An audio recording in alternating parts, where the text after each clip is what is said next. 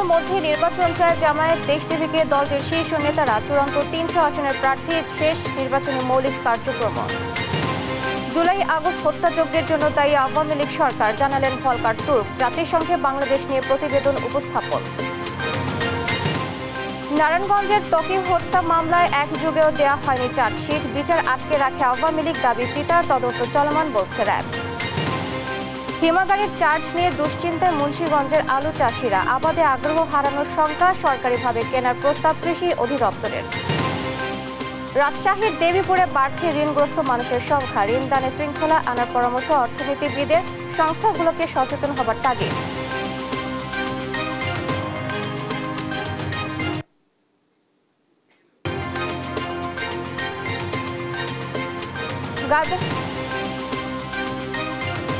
গাইবান্ধ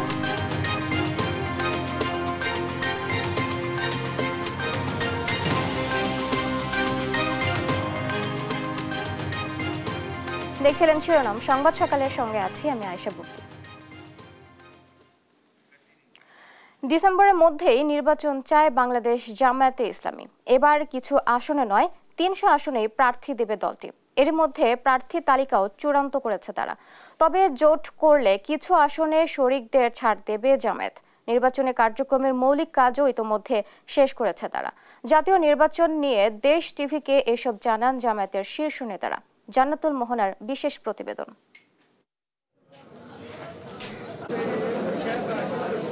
যতই দিন যাচ্ছে ততই দেশ এগিয়ে যাচ্ছে জাতীয় নির্বাচনের দিকে। নির্বাচন নিয়ে জোরে সোরে মাঠে রয়েছে জামায়াত ইসলামী। ১৯৪১ সালে দলটির যাত্রা শুরু হলেও স্বাধীন দেশে নানা চড়াই উতরাই পার করতে হয়েছে দলটিকে। দলের দুই নেতা মন্ত্রিত্বের স্বাদ পেলেও রাজনীতিতে নিষিদ্ধ করা হয় জামায়াতকে। ৫ আগস্ট শেখ হাসিনা সরকারের পতনের পর ২৮ আগস্ট জামায়াতের উপর নিষেধাজ্ঞা প্রত্যাহার করে অন্তর্বর্তী সরকার। এরপর থেকেই ত্রয়োদশ জাতীয় নির্বাচনের প্রস্তুতি শুরু করে দলটি। আগের নির্বাচনে জামাত কিছু সংখ্যক আসনে লড়াই করলেও এবার ৩০০ আসনে প্রার্থী দেওয়ার কথা জানান দলটির নেতারা। এরই মধ্যে প্রাথমিক প্রার্থিতা চূড়ান্ত করেছে তারা। আমরা আপাতত দলীয়ভাবে আমাদের দলীয় প্রস্তুতি সারা দেশেই নিচ্ছি, ৩০০ আসনে নিচ্ছি, কিন্তু এটা চূড়ান্ত না, এটা একটা প্রাইমারি সিলেকশন। যখন নির্বাচন ঘনিয়ে আসবে, টাইমটা ম্যাচিউর পর্যায়ে আসবে, তখনই আমরা নির্বাচন প্রক্রিয়াটা দেখব, কোন কোন দল অংশগ্রহণ হচ্ছে দেখব, এই কোন দলের সাথে আমাদের ঐক্য হইতে পারে। ফ্যাসিজমের সাথে অবশ্যই নয়, দেশপ্রেমিক গণতান্ত্রিক ইসলামী শক্তি, এদের সাথে আমাদের ঐক্য হতে পারে। তবে আগামী নির্বাচনে ইসলামী ও অন্য ছোট দলগুলোকে সঙ্গে নিয়ে জোটবদ্ধ লড়াইয়েরও সম্ভাবনা রয়েছে জামায়াতের। এর প্রেক্ষিতে শরিকদের আসন ছেড়ে দেওয়া হবে বলে জানান নেতারা। বিভিন্ন ইসলামী দল আছে, অন্যান্য রাজনৈতিক দল আছে, তাদের সাথে আমরা একটা সমন্বয় করার জন্য আমরা চেষ্টা করছি, উদ্যোগ নিচ্ছি। সুতরাং সে সমস্ত জায়গাতে সিট অ্যাডজাস্টমেন্ট হবে অন্য দলের সাথে। এর বাইরেও দেশের অনেক প্রমিনেন্ট ভালো মানুষ আছে, আমরা তাদেরকে ওই নির্বাচনে অ্যাকোমোডেট করার জন্য চিন্তা ভাবনা করছি। ডিসেম্বরের মধ্যে নির্বাচন দাবি করে দ্রুত সংস্কারের প্রত্যাশাও জানায় জামায়াত। ডিসেম্বর তার আশেপাশে নির্বাচন হোক, এটাই আমরা চাই। বিএনপিও সংস্কার চাচ্ছে, কিন্তু তারা বেশি জোর দিচ্ছে নির্বাচনের উপরে, সংস্কারের উপরে তাদের চাপটা একটু কম। আর জামাতও সংস্কার চাচ্ছে, নির্বাচন চাচ্ছে। আমাদের জোটটা সংস্কারের উপরে একটু বেশি, কারণ কতিপয় বিষয়ে সংস্কার না করে যদি আগের মতো একটা নির্বাচন হয়, তাহলে তো আমরা আগে জায়গাতে ঢুকে পড়লাম। পতিত আওয়ামী সরকারের দমন পীড়নে দীর্ঘদিন কোণঠাসা জামায়াত নেতাকর্মীরা নির্বাচন ঘিরে এখন বেশ চাঙ্গা। নেতারা জানান, নির্বাচনের প্রাথমিক প্রস্তুতি সম্পূর্ণ হয়েছে, এখন অপেক্ষা নির্বাচনী তফসিল ঘোষণার। জান্নাতুল মোহনা, দেশ টিভি, ঢাকা। জুলাই আগস্টে হাসিনা সরকারের নির্দেশে নিরাপত্তা বাহিনী ও গোয়েন্দা বাহিনী পরিকল্পিতভাবে বিচার বহির্ভূত গণহত্যা চালিয়েছে বলে জানিয়েছেন জাতিসংঘের মানবাধিকার বিষয়ক হাই কমিশনার ভলকার তুর্ক। জেনেভায় সংস্থাটির তদন্ত অনুষ্ঠান দল প্রতিবেদন প্রকাশকালে একথা জানায়। এ সময় উপস্থিত আইন উপদেষ্টা ডক্টর আসিফ নজরুল জানান, স্বাধীন ও নিরপেক্ষভাবে জুলাই গণহত্যার বিচার নিশ্চিত করা হবে। আরও জানাচ্ছেন জান্নাতুল মোহনা। ছাত্র জনতার আন্দোলন কতটা নৃশংসভাবে দমনের চেষ্টা করেছিল বিগত আওয়ামী লীগ সরকার, তার তদন্তে বাংলাদেশে প্রায় 2 মাস অবস্থান করে জাতিসংঘের তথ্যানুসন্ধান দল। গেল 12 ফেব্রুয়ারি তদন্ত প্রতিবেদন প্রকাশের পর বুধবার বাংলাদেশ সময় সন্ধ্যা 6টায় সদস্য দেশগুলোকে বাংলাদেশে সংঘটিত নৃশংস গণহত্যা সম্পর্কে জানান দিতে আলোচনা অনুষ্ঠানের আয়োজন করে জাতিসংঘের মানবাধিকার বিষয়ক হাই কমিশনার ভলকার তুর্ক। এতে অংশ নেন অন্তর্বর্তী সরকারের আইন উপদেষ্টা ডক্টর আসিফ নজরুল, শহীদ পরিবারের সদস্য এবং নাগরিক সমাজের প্রতিনিধিরা। No man can arbitrarily shoot or demean any innocent poor man. আলোচনার শুরুতে জুলাই গণহত্যার তথ্য উপাত্ত সহ প্রমাণাদি তুলে ধরে জাতিসংঘের মানবাধিকার সংস্থা। এ সময় ভলকার তুর্ক জানান, হাসিনা সরকারের মদতেই নিরাপত্তা বাহিনী ও গোয়েন্দা বাহিনী পরিকল্পিতভাবে এই গণহত্যা চালিয়েছে। February this year, we believe that former government officials ফেব্রুয়ারির 12 তারিখ সাবেক হাসিনা সরকারের নির্দেশে নিরাপত্তা বাহিনী ও গোয়েন্দা বাহিনী পরিকল্পিতভাবেই বিচার বহির্ভূত গণহত্যা চালায়। সাধারণদের আটকে নির্যাতনও করা হয়, যার শিকার বিক্ষোভে আন্দোলনরত শিক্ষার্থী সহ নারী শিশুরাও। জুলাই গণহত্যার তদন্ত ও বিচার স্বাধীন এবং নিরপেক্ষভাবে করতে অন্তর্বর্তী সরকার প্রতিশ্রুতিবদ্ধ বলে জানান আইন উপদেষ্টা ডক্টর আসিফ নজরুল। চলমান বিচার প্রক্রিয়া নিশ্চিতে জাতিসংঘের তদন্ত প্রতিবেদন থেকে প্রাপ্ত তথ্য প্রমাণ ব্যবহার করা হবে বলেও জানান তিনি। মানবাধিকার সংগঠনের অনুসন্ধানে উচ্ছেদিত সরকারের মানবতা বিরোধী কার্যক্রম উঠে এসেছে, যেখানে গণহত্যা সাধারণের ওপর অসম বল প্রয়োগ করা হয়েছিল। এ অপরাধে ব্যবহৃত সব আলামত সংগ্রহ করা হয়েছে। আমি আবারও মনে করিয়ে দিতে চাই, জুলাই গণঅভ্যুত্থানে সংগঠিত গণহত্যার তদন্ত ও বিচার প্রক্রিয়া সুষ্ঠুভাবে পরিচালনার জন্য অন্তর্বর্তী সরকার প্রতিশ্রুতিবদ্ধ। চলমান বিচার প্রক্রিয়া নিশ্চিতে জাতিসংঘের তদন্ত প্রতিবেদন থেকে প্রাপ্ত তথ্য প্রমাণ ব্যবহার করা হবে।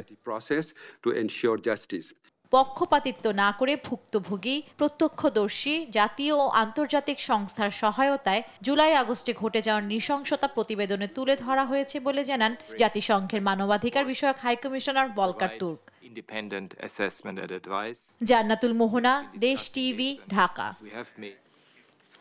মানবতা বিরোধী অপরাধে ন্যায় বিচার নিশ্চিতে কোনো তাড়াহুড়া করা হবে না বলে জানালেন আন্তর্জাতিক অপরাধ ট্রাইব্যুনালের চিফ প্রসিকিউটর তাজুল ইসলাম। এ নিয়ে চাপ না দেওয়ার আহ্বানও জানান তিনি।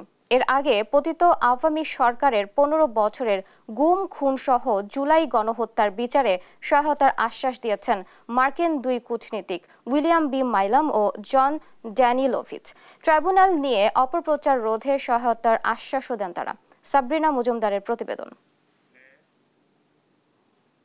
জুলাই আগস্টের গণহত্যার দায়ে সাবেক প্রধানমন্ত্রী শেখ হাসিনার বিচার নিয়ে নানা ধরনের আলোচনা চলছে রাজনৈতিক মহলে।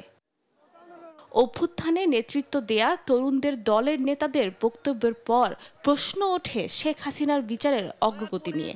আমরা এই খুনি হাসিনার বিচারটাকে নিশ্চিত করি।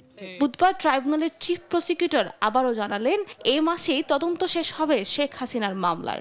তবে বিচার নিয়ে কোনো তাড়াহুড়া করা হবে না। রাজনীতিকদের চাপ না দেওয়ার আহ্বানও জানান তিনি।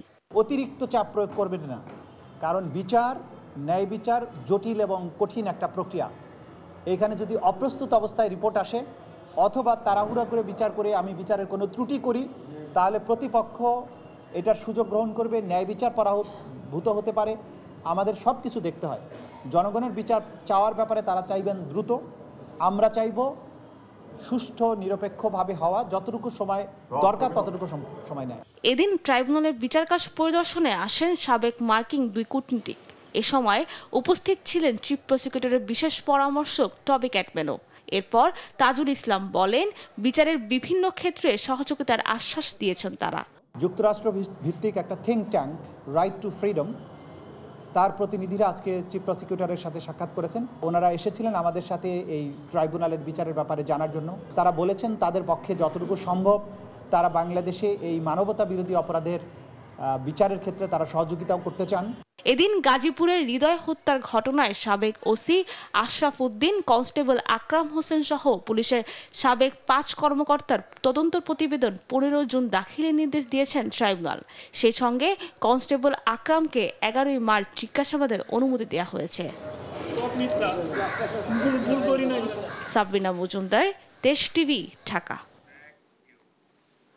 আওয়ামী দুঃশাসনের সঙ্গে জড়িত সবার বিচার হতেই হবে, তবে শেখ হাসিনার বিচারের সঙ্গে নির্বাচনের কোনো সম্পর্ক নেই বলে মন্তব্য করেছেন বিএনপি স্থায়ী কমিটির সদস্য আমির খসরু মাহমুদ চৌধুরী। বলেন, এক এক দিন এক এক বিষয় আলোচনায় এনে নির্বাচন পিছিয়ে দেবার সুযোগ নেই, আর দেশ এখনও পুরোপুরি স্বৈরাচার মুক্ত হয়নি বলে অভিযোগ করেন ঢাকা মহানগর উত্তর বিএনপির সভাপতি আমিনুল হক।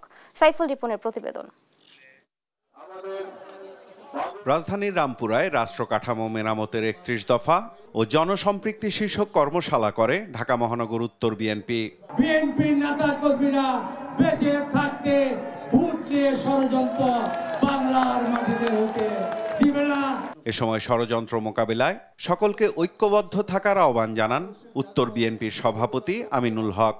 আমরা এই দেশের সাধারণ মানুষকে সাথে নিয়ে বাংলাদেশের বিরুদ্ধে বিদেশি বলেন দেশি বলেন যারাই ষড়যন্ত্র করবে, যারাই দোষর হিসেবে কাজ করবে, আমরা দৃঢ় হাতে তাদেরকে মোকাবেলা করব ইনশাআল্লাহ। এদিকে রাজধানীর একটি হোটেলে বাংলাদেশের শিপ রিসাইক্লিং শিল্পের চ্যালেঞ্জ ও সম্ভাবনা শীর্ষক আলোচনায় অংশ নেন বিএনপির স্থায়ী কমিটির সদস্য আমির খসরু মাহমুদ চৌধুরী। আগামী দিনে সুযোগ থাকলে আমরা সিরিয়াস ডিরেগুলেশন করে ফেলবো বাংলাদেশে, সিরিয়াস ডিরেগুলেশন। পরে চলমান বিভিন্ন ইস্যুতে সাংবাদিকদের প্রশ্নের জবাব দেন তিনি। আওয়ামী লীগের যারা দুঃশাসন যত সবার বিচার হতে হবে, তাই না?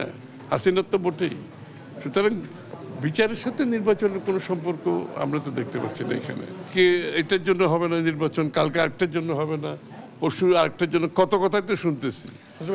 এই সমস্ত কথাবার্তা বলে নির্বাচন ব্যবস্থা, গণতান্ত্রিক ব্যবস্থাকে পিছিয়ে নেওয়ার কোনো সুযোগ নেই। আমির খসরুর মতে যে কোনো দল যে কোনো মতবাদ নিয়ে আসতে পারে, তবে এ নিয়ে নির্বাচনের মধ্য দিয়ে জনগণের ম্যান্ডেট নিতে হবে। মতামত তো সবারই থাকতে হবে। আমাদেরও ৩১ দফা এই সংস্কার প্রস্তাব আছে না, এটা তো আমরা চাইলে কালকে বাস্তবায়ন করতে পারবো। আমাকে জনগণের কাছে যেতে হবে, জনগণ যাদেরকে ম্যান্ডেট দেবে সেগুলো বাস্তবায়ন হবে। ঐকমত্যের ভিত্তিতে সিদ্ধান্ত নেওয়ার আহ্বান জানিয়ে তিনি বলেন, কোনো সিদ্ধান্ত চাপিয়ে দেয়া যাবে না। কোনো পথ তো নাই, পথ তো একটা। সাইফুল রিপন, দেশ টিভি, ঢাকা। নারায়ণগঞ্জের মেধাবী কিশোর তানভীর মোহাম্মদ ত্বকী হত্যার ১২ বছর আজ। আলোচিত এই হত্যাকাণ্ডের ১ যুগ পেরিয়ে গেলেও মামলার অভিযোগপত্র দাখিল করা হয়নি। ত্বকীর পিতার অভিযোগ, খুনিরা প্রভাবশালী রাজনৈতিক পরিবারের সদস্য হওয়ায় বিচার আটকে রেখেছিল ক্ষমতাচ্যুত আওয়ামী লীগ সরকার। অন্তর্বর্তী সরকার দায়িত্বে নেওয়ার পর ত্বকী হত্যা মামলায় ৬ জন গ্রেফতার হলেও এখনও পলাতক অনেকে। সহকর্মী বেল্লাল হোসেনের রিপোর্ট জানাচ্ছেন আপন অপু। ২০১৩ সালের ৬ মার্চ নারায়ণগঞ্জ শহরের শায়েস্তা খান রোডের বাসা থেকে বেরিয়ে নিখোঁজ হন এইচএসসি পরীক্ষার্থী তানভীর মোহাম্মদ ত্বকী। ২ দিন পর কমোদিনী খালে পাওয়া যায় তার লাশ। মামলার পর এ ঘটনায় ৬ জন গ্রেপ্তার হয়। তাদের জবানবন্দিতে উঠে আসে এই হত্যাকাণ্ডে জড়িত নারায়ণগঞ্জের সাবেক সংসদ সদস্য শামীম ওসমানের ভাতিজা আজমেরি ওসমানের নাম। তার নেতৃত্বে অপহরণের পর হত্যা করা হয় ত্বকীকে। হত্যাকাণ্ডের ১ বছর পর তৎকালীন র্যাবের অতিরিক্ত মহাপরিচালক জিয়াউল আহসানও বলেন একই কথা। জানানো হয় দ্রুত আদালতে অভিযোগপত্র দাখিল করা হবে। তবে এরপর কেটে গেছে ১ যুগ, দাখিল হয়নি অভিযোগপত্র। বিগত স্বৈরাচারী আওয়ামী সরকার আমলের পর্যন্ত আমরা বিচারটি পাইনি। আমরা প্রত্যাশা রাখি এই সরকার অনতিবিলম্বে এই অতি জরুরি এবং মর্মান্তিক হত্যাকাণ্ডের বিচারটি করে নারায়ণগঞ্জবাসীদেরকে কলঙ্কমুক্ত করবেন। বিগত যে সরকার প্রধান ছিলেন তিনি সংসদে দাঁড়িয়ে খুনি শামীম ওসমান পরিবারের পক্ষে অবস্থান নিয়েছিলেন এবং তিনি বলেছিলেন যে আমরা এই ওসমান পরিবারটির পাশে আছি। আমি মনে করি ত্বকী হত্যার বিচারটা দ্রুত করা হোক এবং এটা আমার নারায়ণগঞ্জবাসীর এটা প্রাণের দাবি। হত্যাকাণ্ডে ওসমান পরিবার জড়িত থাকায় এত বছর শেখ হাসিনা বিচার আটকে রেখেছিল বলে অভিযোগ নিহত ত্বকীর পিতার। সকল অপরাধের বিচার হোক, আমাদের সংবিধান আমাদেরকে সেই অধিকার দিয়েছে। দুর্বৃত্তদের কাছে সরকার কখনোই জিম্মি থাকতে পারে না, রাষ্ট্র কখনোই দুর্বৃত্তদের কাছে সেখানে নতজানু হতে পারে না। আমরা ত্বকী হত্যার বিচার চাই। ত্বকী হত্যা মামলার আইনজীবী জানালেন, তদন্তকারী কর্মকর্তা চার্জশিট দিলে দোষীদের বিচারের আওতায় আনা সম্ভব। আর এখনো তদন্ত চলমান বলে জানিয়েছে র্যাব 11 এর অধিনায়ক। তদন্ত চলমান আছে, বাদীর সাথে যিনি বাদী তার সাথে আমাদের রেগুলার যোগাযোগ হচ্ছে, তিনি আমাদের সহায়তা করছেন, আমরা চেষ্টা করছি। আপনারা জানেন আমাদের 5 জন আসেন 5 আগস্টের পরে, তদন্ত চলমান আছে। সাংবিধানিকভাবে সকলেরই অধিকার আছে বিচার পাওয়ার। আমি মনে করি ত্বকী হত্যার বিচার পাওয়া উচিত এবং এটা চার্জশিট দেওয়া উচিত বিজ্ঞ আদালতে। এই পর্যন্ত বহু প্রায় 78টার মতো তারিখ গেছে, তারা শুধু সময়ে চলে গেছে। আওয়ামী সরকার পতনের পর অন্তর্বর্তী সরকার দায়িত্ব নিলে ত্বকী হত্যা মামলায় নতুন করে 6 জনকে গ্রেফতার করে র্যাব। তাদের মধ্যে আজমেরী ওসমানের গাড়ি চালক ও সহযোগীরা রয়েছেন, তবে পালিয়েছেন মূল হোতা আজমেরী সহ অন্যান্যরা। নিউজ ডেস্ক, দেশ টিভি। হযরত শাহজালাল আন্তর্জাতিক বিমানবন্দরের ৩য় টার্মিনাল উদ্বোধন শুরুর দিন থেকেই বিশ্বমানের গ্রাহক সেবা দিতে প্রস্তুত বিমান বাংলাদেশ এয়ারলাইন্স। বুধবার বিমানের বহরে যুক্ত হওয়া নতুন ৩২টি অত্যাধুনিক গ্রাউন্ড সাপোর্ট ইকুইপমেন্ট উদ্বোধন করে একথা বলেন বিমান পরিচালনা পর্ষদের চেয়ারম্যান আব্দুল মুইজ চৌধুরী। এ সময় ৩য় টার্মিনাল পরিচালনায় আন্তর্জাতিক মান বজায় রাখতে কোনো প্রকার ছাড় দেওয়া হবে না বলে মন্তব্য করেন সিভিল এভিয়েশন চেয়ারম্যান। বিস্তারিত আলিমুজ্জামান সাফওয়ানের রিপোর্ট। প্রায় 22,000 কোটি টাকা ব্যয়ে নির্মিত হযরত শাহজালাল আন্তর্জাতিক বিমানবন্দরের ৩য় টার্মিনালের গ্রাউন্ড হ্যান্ডেলিংয়ের দায়িত্ব পেয়েছে বিমান। তারই ধারাবাহিকতায় বিমানের সক্ষমতা বৃদ্ধিতে গেল 6 মাসে প্রায় 90 কোটি টাকার যন্ত্রপাতি যুক্ত হয়েছে বিমানের গ্রাউন্ড সাপোর্ট ইকুইপমেন্ট জিএসি বিভাগে। আগামী 6 মাসে আরও প্রায় 150 কোটি টাকার যন্ত্রপাতি যুক্ত হবে রাষ্ট্রীয় পতাকাবাহী সংস্থাটিতে। বুধবার দুপুরে নতুন যুক্ত হওয়া যন্ত্রপাতি কমিশনিং করে বিমান, যা উদ্বোধন করতে আসে সিভিল এভিয়েশনের চেয়ারম্যান ও বিমানের ঊর্ধ্বতন কর্মকর্তারা। এ সময় বিমান পরিচালনা পর্ষদের চেয়ারম্যান বলেন, ৩য় টার্মিনালের অপারেশনকে সামনে রেখে পুরোদমে প্রস্তুত হচ্ছে বিমান। চালুর দিন থেকে বিশ্বমানের সেবা দেওয়া সম্ভব হবে। ল্যাক অফ হিউম্যান রিসোর্সেস আছে বলেই তো আমরা এখন রিক্রুট করতেছি এবং এমনভাবে করছি যাদেরকে ট্রেনিং দিয়ে আমরা রেডি করতে পারি। অবশ্যই এই সময় আমি যুদ্ধ শেষ হওয়ার পরে ট্রেনিং দিলে লাভ হবে। বিমান যেদিন থেকে 3rd টার্মিনাল সরকার চালু করবে, বিমান সেই দিন থেকে এই সার্ভিস দিতে পারবে, সেইভাবেই প্রস্তুতি নেওয়া হচ্ছে। আর সিভিল এভিয়েশন চেয়ারম্যান বলেন, বর্তমান টার্মিনালের সক্ষমতা কম হওয়া সত্ত্বেও গ্রাউন্ড হ্যান্ডেলিংয়ে বেশ উন্নতি করেছে বিমান। তবে ৩য় টার্মিনাল পরিচালনায় আন্তর্জাতিক মান বজায় রাখতে কোনো প্রকার ছাড় দেওয়া হবে না। প্রতিটা অর্গানাইজেশন কিন্তু তেমনভাবে পার্টনার আছে। আমরা যদি কাস্টমস বলি, ইমিগ্রেশন বলি, সিকিউরিটি বলি, এভিয়েশন সিকিউরিটি বলি, প্রত্যেকে কিন্তু পার্টনার। সো প্রত্যেকের ক্ষেত্রে কিন্তু আমাদের এই ক্যাপাসিটি বিল্ডটা করতে হবে 3rd টার্মিনালের জন্য। এবং আমি আগেই বলে দিচ্ছি যে সবাইকে কিন্তু এই ক্যাপাসিটি বিল্ডিং করতে হবে এবং এই প্রসেসটাকে দ্রুততার সাথে করতে হবে। কাউকে কোনো কিন্তু ছাড় আমরা এখানে এই টার্মিনালে দিব না, 3rd টার্মিনালে, কারণ আমরা আন্তর্জাতিক মানটা ধরে রাখতে চাই। উদ্বোধন শেষে প্রায় 54 কোটি টাকা ব্যয়ে 6 ধরনের মোট 32টি অত্যাধুনিক গ্রাউন্ড সাপোর্ট ইকুইপমেন্ট ঘুরে দেখেন অতিথিরা। আলিমুজ্জামান সাফওয়ান, দেশ টিভি, ঢাকা। ঈদ সামনে রেখে নতুন করে সেজে উঠেছে ফ্যাশন হাউসগুলো। নানা ট্রেন্ডি পোশাকের সঙ্গে স্বাচ্ছন্দ্যের কথা মাথায় রেখে পসরা সাজিয়েছেন দোকানিরা।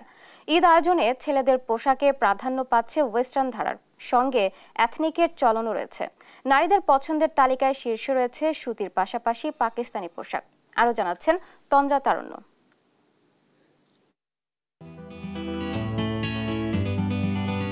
ঈদ মানেই নতুন পোশাক, নতুন সাজ, আর তাই ফ্যাশন প্রেমীরা ব্যস্ত ঈদের নতুন সব সাজ পোশাক ঠিক করতে।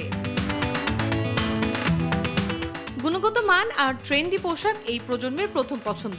এবারের ঈদ ফ্যাশনে তাই আধিপত্য করছে আরামদায়ক ও ট্রেন্ডি পোশাক। ফ্যাশন হাউসগুলোতে ঈদ কালেকশনেও দেখা মেলে নতুনত্বের। ক্রেতা বিক্রেতারা বলছেন, গতবারের তুলনায় এবারের ঈদ কালেকশন কিছুটা ভিন্ন। এগুলো নতুন কালেকশন এসেছে এবার, একটু ফ্রক প্যাটার্নের, একটু ডিফারেন্ট কাটের এবং কালারফুল এই ড্রেসগুলো এবার বেশি আসে। নারীদের পছন্দের তালিকায় থাকছে লম্বা গাউন, হালকা রঙের থ্রি পিস, কটন লিনেনের কামিজ।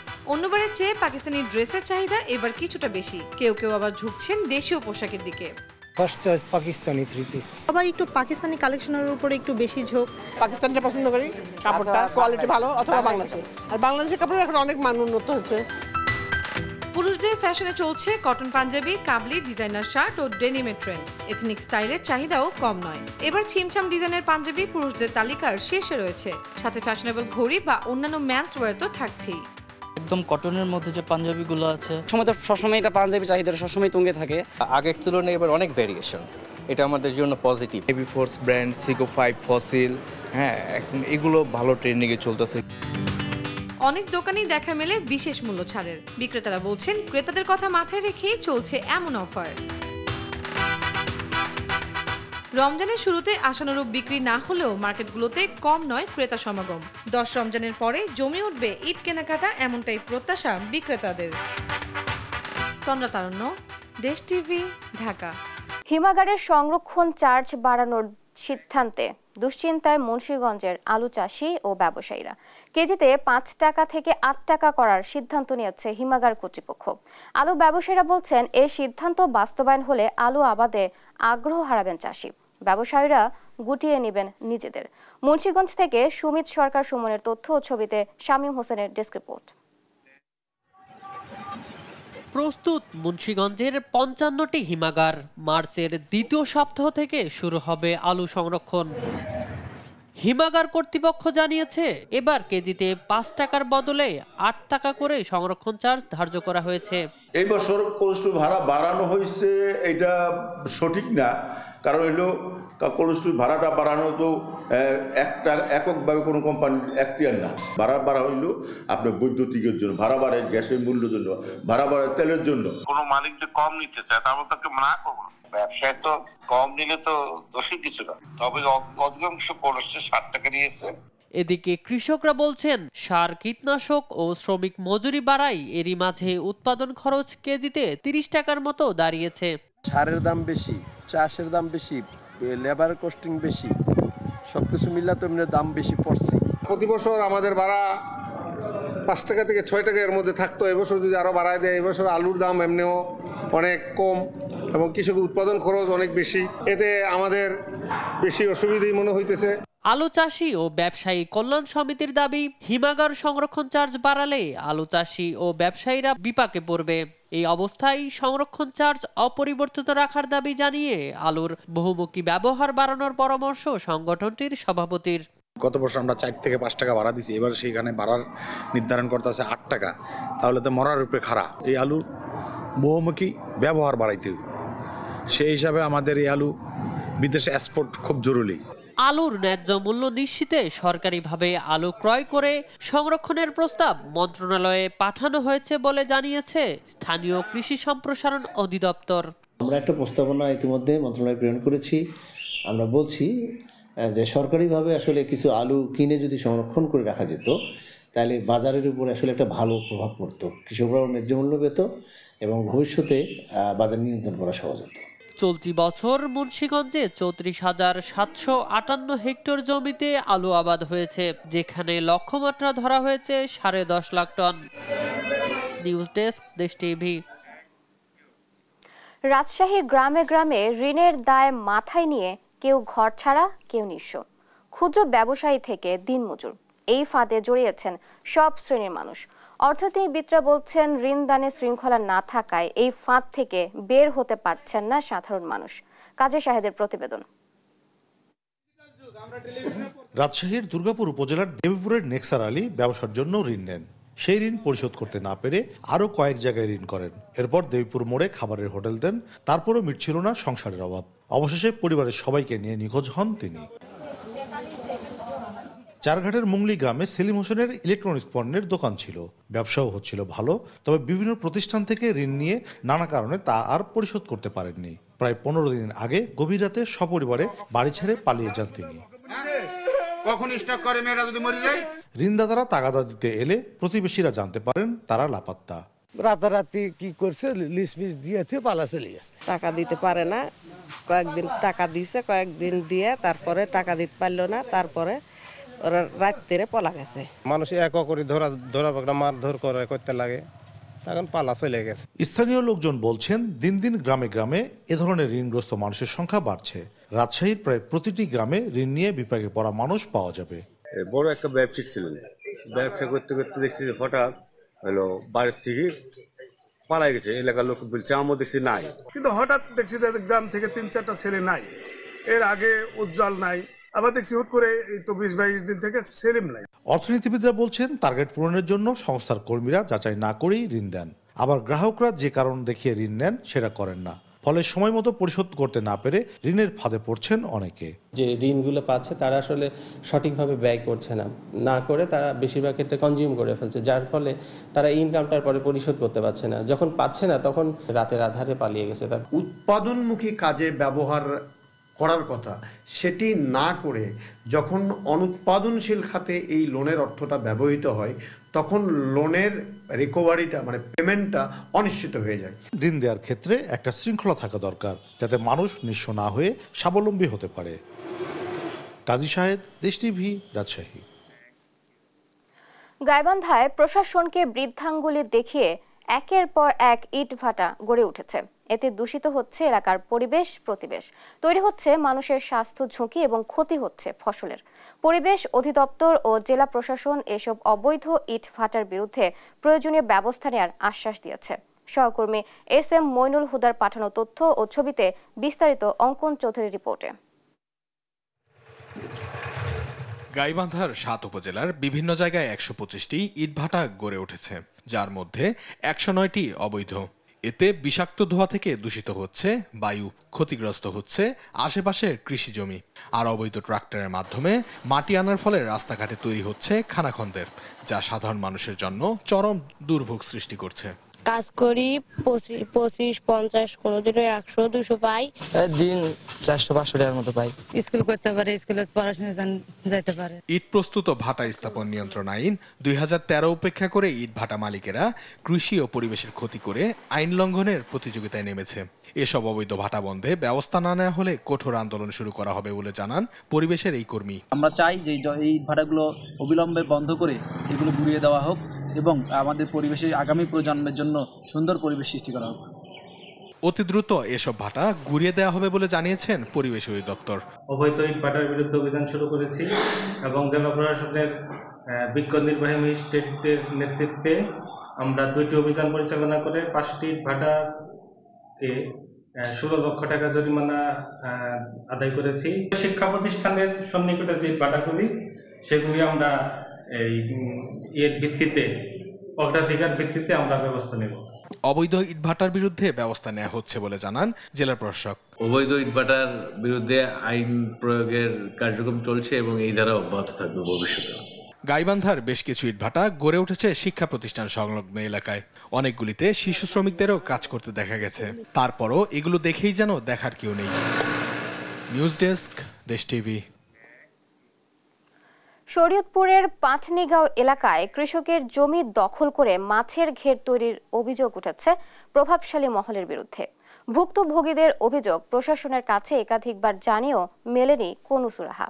আর এই ব্যাপারে দোষীদের বিচারের আওতায় আনার আশ্বাস দিয়েছে জেলা প্রশাসন। সহকর্মী সাইফুল ইসলাম আকাশের পাঠানো তথ্য ও ছবিতে সালমা জাহানের ডেস্ক রিপোর্ট। পাখির চোখে দেখা যায় ফসলি জমির চারপাশ খনন করে প্রস্তুতি চলছে ঘের তৈরির। আর ঘেরের মাঝখানে থাকা জমির ধান গাছ কীটনাশকের প্রভাবে মোড়ে ধারণ করেছে বাদামি বর্ণ। এমন দশা শরীয়তপুর সদরের পাটনিগাঁও এলাকার অন্তত 10 একর ফসলি জমির।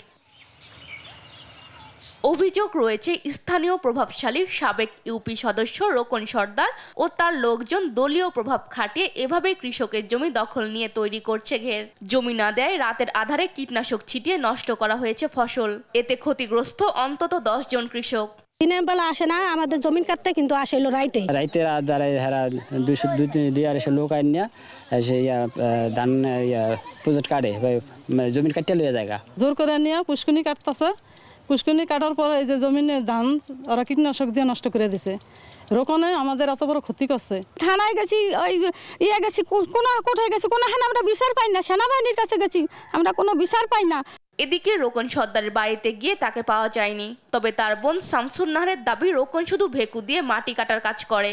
তার পুকুর নেয়নি, ওরা প্রজেক্ট নেয়নি, ওইলো মাটি কাটে। ফসলি জমি রক্ষার পাশাপাশি দোষীদের বিরুদ্ধে দ্রুত ব্যবস্থা নেওয়ার আশ্বাস দিয়েছে জেলা প্রশাসন।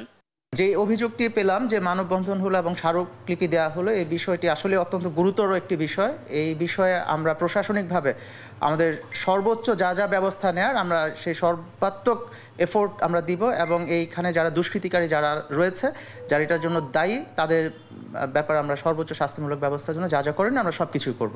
ফসল রক্ষায় দ্রুত ব্যবস্থা নেবে প্রশাসন, এমন আশা ভুক্তভোগীদের। নিউজ ডেস্ক, দেশ টিভি। নোয়াখালী জেলার সোনাইমুড়ি উপজেলায় অবস্থিত বাংলার মুসলিম সভ্যতার এক অনন্য নিদর্শন বজরা শাহী মসজিদ। মোগল জমিদার আমানুল্লাহ 1741 খ্রিস্টাব্দে নির্মাণ করেন মসজিদটি। এতে প্রায় 2000-এর বেশি মুসল্লি একসঙ্গে নামাজ আদায় করতে পারেন। বিরল এই স্থাপত্য নিয়ে সহকর্মী মাওলা সুজনের তথ্য ও ছবিতে নুসরাত শোভার রিপোর্ট। বজরা শাহী মসজিদ নোয়াখালী জেলা শহর থেকে প্রায় 20 কিলোমিটার উত্তরে সোনাইমুড়ি উপজেলায় অবস্থিত এই মসজিদ বাংলার মুসলিম সভ্যতার এক অনন্য নিদর্শন। দিল্লির বিখ্যাত শাহী জামে মসজিদের অনুকরণে মুঘল জমিদার আমানুল্লাহ 1741 খ্রিস্টাব্দে নির্মাণ করেন মসজিদটি। মসজিদের চারপাশ প্রাচীর দিয়ে ঘেরা আয়তাকার মসজিদটি উত্তর দক্ষিণে লম্বা, দৈর্ঘ্য প্রায় 116 ফুট, প্রস্থ 74 ফুট। মসজিদের প্রবেশ করার পথ পূর্ব দিকে, প্রবেশের জন্য রয়েছে 3টি ধনুকাকৃতির দরজা। মসজিদের সম্মুখেই সুশোভিত 3টি গম্বুজ। পুরো মসজিদটি মোজাইক দিয়ে সজ্জিত। পূর্বে 3টি, উত্তরে ও দক্ষিণে 1টি করে মোট 5টি ছোট ছোট দরজা রয়েছে, তবে মসজিদটিতে কোনো জানালা নেই। মসজিদের পশ্চিম দেয়ালে রয়েছে অত্যন্ত কারুকার্যময় 3টি মেহরাব, 4 কোণে 4টি সুন্দর মিনার এর সৌন্দর্যকে বাড়িয়ে দিয়েছে। ঐতিহাসিক এই মসজিদ ঘুরতে ও নামাজ আদায় করতে দূর দূরান্ত থেকে ছুটে আসেন নানান শ্রেণী পেশার মানুষ। পুরা বাংলার বৃহত্তর অঞ্চল দূর দূরান্ত থেকে বিভিন্ন মুসল্লিয়ানে কেরাম এই মসজিদে আসে। বিশেষত জুমার দিন এই মসজিদে প্রায় 2,500 থেকে 3,000 মুসল্লি আলহামদুলিল্লাহ এখানে সমাগত হয়। নারী পুরুষ সবাই এখানে নামাজ পড়ার জন্য আসে এবং এই মসজিদে এত সুন্দর যে আপনারা আসলে অবশ্যই একটু দেখতে পারেন মসজিদে আসলে কিরকম সৌন্দর্য কারুকার্যে ভরপুর। দূর দূরান্ত থেকে অনেক মানুষ এখানে নামাজ আদায় করার জন্য আসে, নিজেদের অনেক মনের আকাঙ্ক্ষা পূরণ হবে ওই উদ্দেশ্যে মসজিদে আসে। মসজিদটিতে প্রায় 2000-এর বেশি মুসল্লি একসঙ্গে নামাজ আদায় করতে পারেন। মূল মসজিদটিকে ঠিক রেখে পাশে আরও একটি মসজিদ নির্মাণ করা হয়েছে, যার নিচতলায় মহিলারা এবং দ্বিতীয় তলায় পুরুষরা নামাজ আদায় করেন। নিউজ ডেস্ক, দেশ টিভি।